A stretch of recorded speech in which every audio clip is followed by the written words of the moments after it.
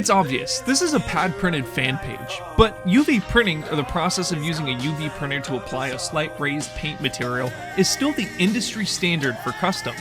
Until more pad printing manufacturers open up to custom LEGO shops, UV remains the cheapest option to great customs. For every once in a while, I come across some great UV printers, making excellent customs that come near close to perfection.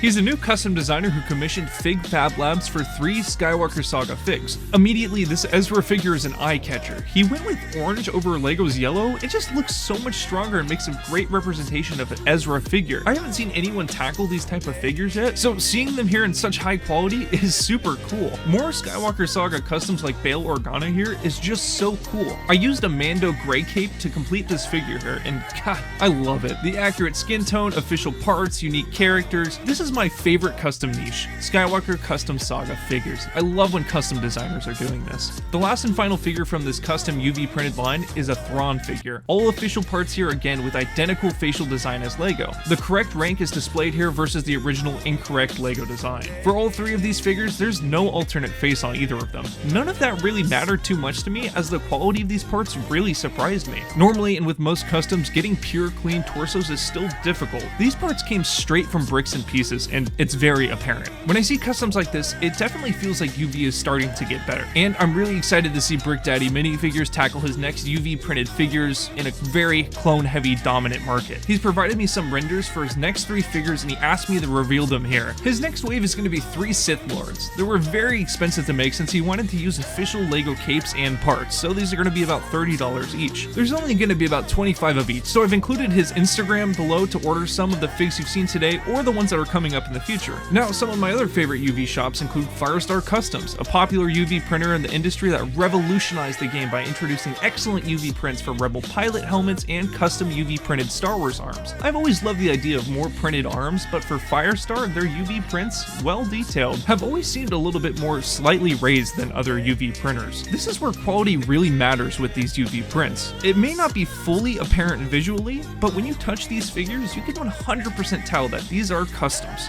To me, that's less desirable than pad printing. It's just preference. But take a look at a different custom printer here, Melnik.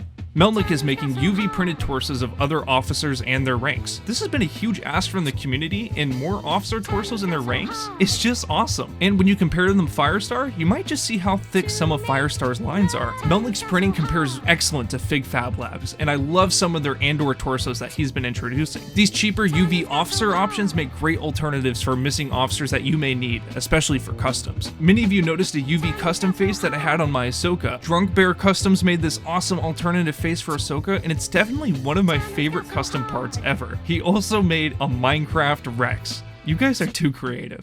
Now, I've heard people mention that if you prefer pad over UV, or vice versa for some reason, that's dumb. Like this clip from On the Brick. I've had several people actually tell me that they aren't interested in buying AV figures, custom printed minifigures, because they're made using UV prints, which is dumb. Like, I'm really sorry for saying that, but that's just a really dumb mentality to have. Like, my gut reaction is that's just such a strange hill to die on. There's clear and obvious differences to preferring pad printed versus UV. Like, take this Thrawn we just covered by Brick Daddy Minifigs. Breaking it down, you can clearly see the material for UV compared to Trey's pad printed Thrawn torso is night and day. The material is rough and coarse compared to the official method's smooth texture. Another clear identifier here is the chrome reflective paint used here. Pad printing can use the paints just like Lego to match this color. It's really different. Like, let's go even further. Specific sharp small detailing like the rank on Thrawn's torso in the UV starts to group up on the printing, whereas pad printing can get those specific sharp details printed on a reflective paint too. There's obvious details that you can really point out, but for the time being, people like Melnik, Drunk Bear Customs, Firestar, and Brick Daddy Customs keep pushing the limit for how good UV printing can be in the custom world. That's it.